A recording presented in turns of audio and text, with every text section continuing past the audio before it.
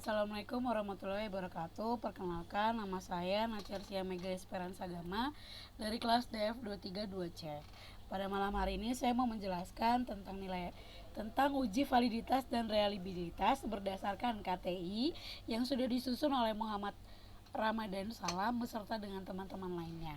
Dengan judul KTI yang disampaikan itu yaitu tingkat pengetahuan terhadap vaksin tifoid atau vaksin tipes, survei pada orang tua di Indonesia. Uji validitas, tujuannya apa? Pada tujuan uji validitas ini yang menggunakan SPS itu adalah untuk mengetahui apakah butir-butir dalam instrumen penelitian benar-benar mengukur apa yang sebenarnya diukur. Melalui uji ini juga sangat penting ya untuk memastikan kualitas instrumen seperti melalui kuesioner, angket ataupun data. Dari kuesioner, angket ataupun data itu dapat dikumpulkan atau bisa ringkaskan atau melalui itu bisa dipercaya bahwa dari proses atau tujuan validitas ini bisa dipercaya kalau ini merupakan data yang valid dan data yang akurat. Selanjutnya ada metode.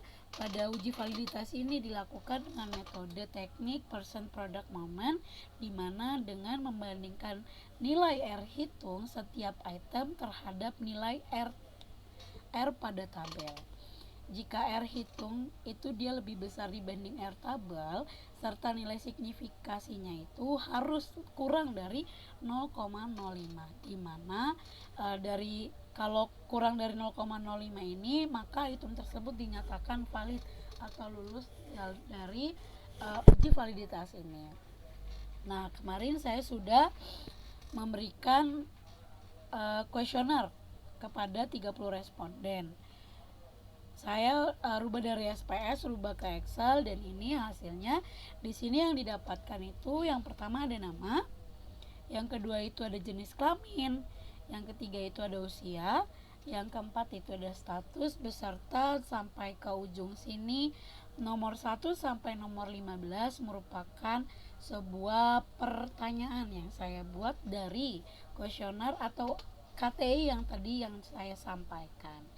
Lalu dari data ini saya pindahkan lagi kepada sheet yang ini, di mana di sini kan di KTI-nya itu terdapat pertanyaannya dengan jawaban benar atau salah. Jadi kalau jawabannya salah itu saya memberikan angkanya itu adalah 0. Jika jawabannya benar, saya memberikan angka yaitu dengan angka 1. Jadi dari SPS ini yang saya pindahkan ke Excel, saya rekap lagi menjadi seperti ini. Seperti ini. Di sini ada nomor P1 sampai P15 yang dimana ini merupakan pertanyaan yang saya sampaikan tadi. Saya memiliki 15 soal pertanyaan dari KTI si Muhammad Ramadan tadi. Nah, di sini saya menjelaskan pada pertanyaan nomor 1 tadi hanya satu orang saja yang menjawab salah atau 0. Lalu di pertanyaan nomor 2 ini ada beberapa yang menjawab 0 yaitu atau salah. Ada 1, 2, 3, 4, 5. Di pertanyaan nomor 2 ini terdapat 5 orang yang menjawab salah, lalu sisanya itu menjawab benar. Lalu pada pertanyaan nomor 3 itu terdapat hanya satu saja yang menjawab salah pada pertanyaan nomor 3.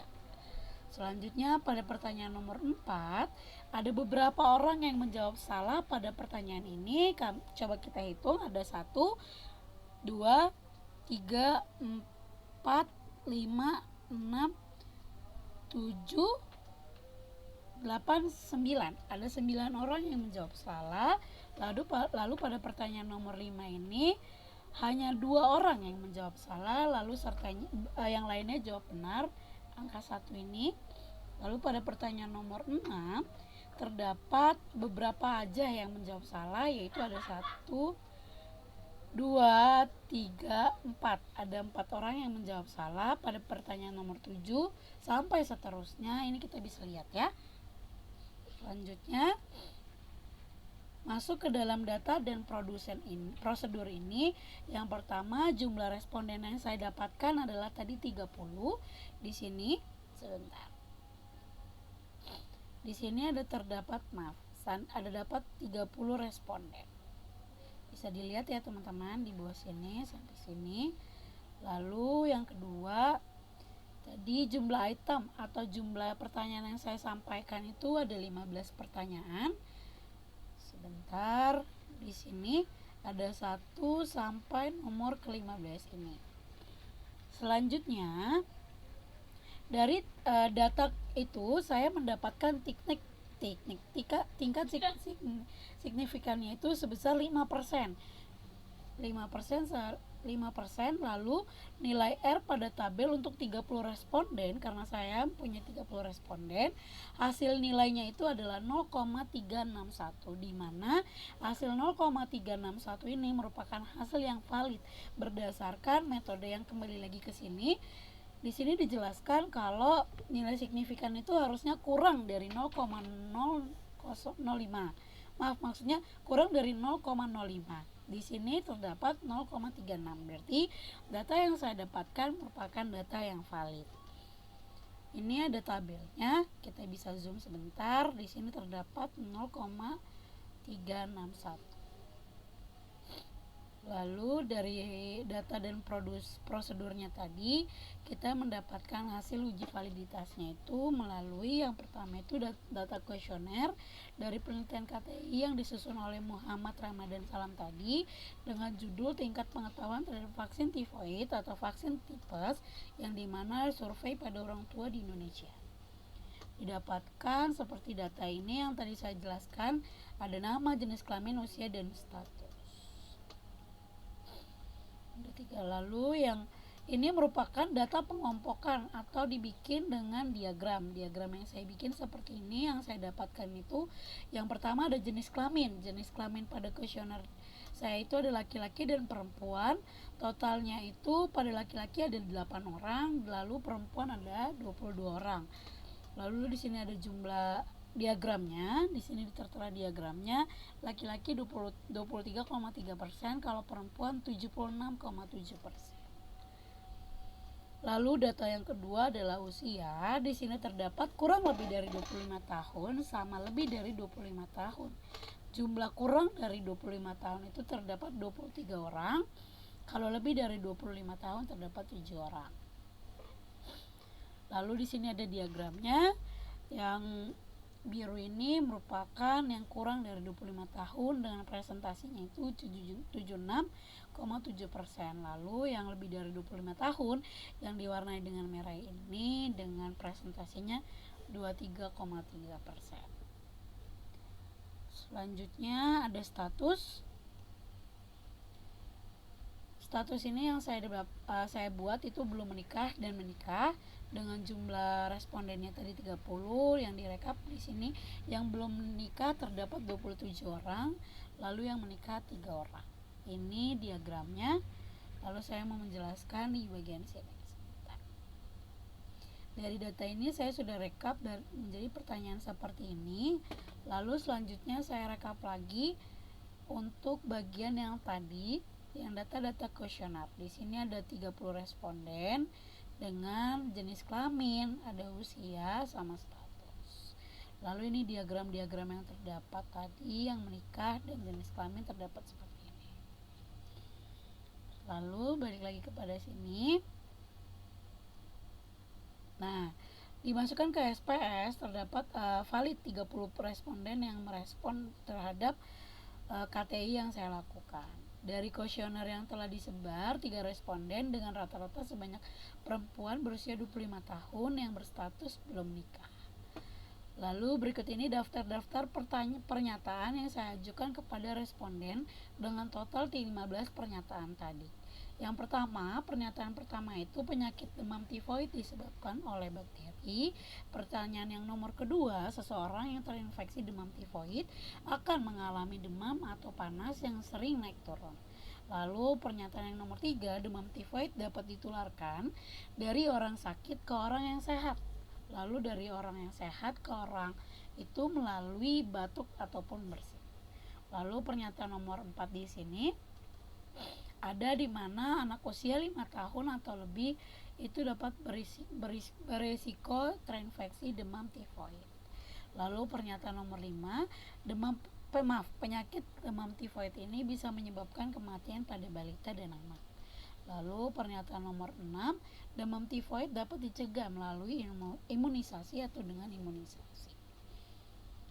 Lalu pertanyaan nomor 7 itu, demam tifoid ini dapat diobati dengan antibiotik. Lalu pernyataan nomor 8, vaksin tifoid dapat digunakan untuk mencegah penyakit demam tifoid. Lalu nomor 9, setelah mendapatkan suntikan imunisasi tifoid atau tipes, anak kemungkinan akan mengalami demam dan kulit kemerahan.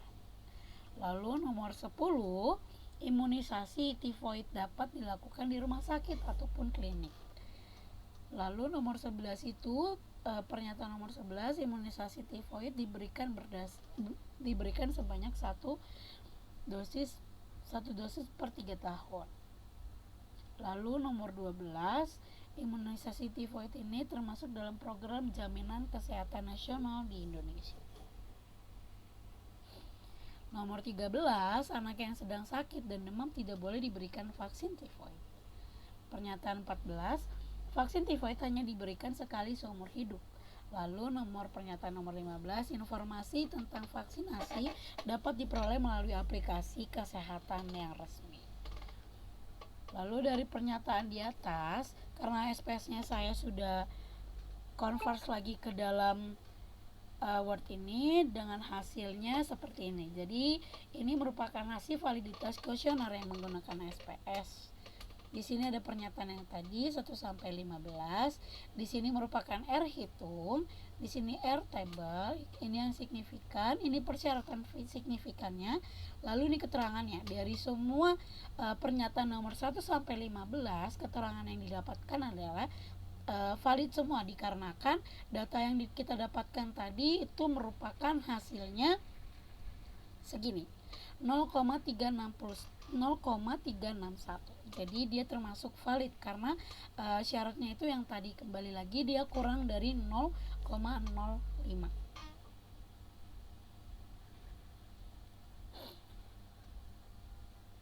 Selanjutnya, dari data ini dapat disimpulkan bahwa dari 15 data pernyataan tadi semua dinyatakan valid karena nilai R hitung itu lebih besar dibanding R tabel, dan nilai signifikannya itu juga tadi kurang dari 0,05. Maka dari kuesioner ini yang telah saya buat dinyatakan uji validitasnya lulus. Lalu ini merupakan hasil-hasil dari SPS tadi. Saya pindahkan ke dalam Word ini. Ini hasilnya.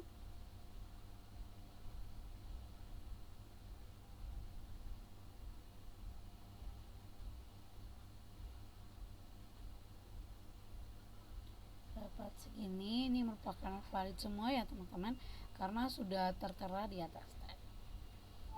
Lalu yang kedua ada uji reliabilitas, di mana tujuannya itu yang pertama, tujuan dari reliabilitas ini dilakukan untuk mengukur konsistensi internal dari butir-butir pernyataan dari instrumen penelitian. Dari instrumen reliability ini akan memberikan hasil yang stabil dan konsisten jika digunakan metodenya yang berulang kali. Lalu yang kedua itu metode yang kita gunakan pada uji reliabilitas ini menggunakan metode Alpha-Kronberg dengan nilai konsistensi reliabilitas dikategorikan sebagai berikut. Kurang dari 0,60 merupakan kurang reliabilitas. Kalau 0,60 sampai 0,70 cukup reliabilitas. Kalau 0,70 sampai 0,80 reliabilitas. Kalau 0,80 itu sangat reliabilitas. Lalu dari data saya kuesioner tadi, saya mendapatkan hasil uji reliabilitas, yaitu termasuk dalam reliabilitas ya teman-teman. Ini bisa dicek hasilnya 0,307 dengan itemnya 15. Lalu dengan kesimpulannya, berdasarkan hasil uji reliabilitas pada output SPS, diketahui bahwa nilai Kronberg alpha sebesar 0,307 yang ini 3007 dengan jumlah item sebanyak 15 dan jumlah responden itu sebanyak 30 orang.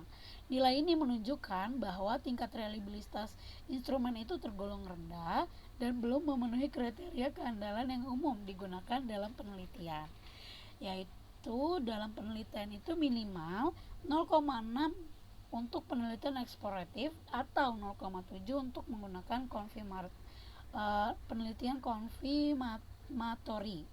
Dengan kata lain, instrumen konsisten itu dapat mengukur konstruk yang dimaksud. Berikut ini merupakan lampiran-lampiran dari isi kuesioner yang saya buat. Lalu ini linknya. Sebentar, saya bantu cek lagi dulu. Sekian dari presentasi saya, semoga apa yang saya sampaikan bisa bermanfaat untuk teman-teman yang sedang baca. Terima kasih. Assalamualaikum warahmatullahi wabarakatuh.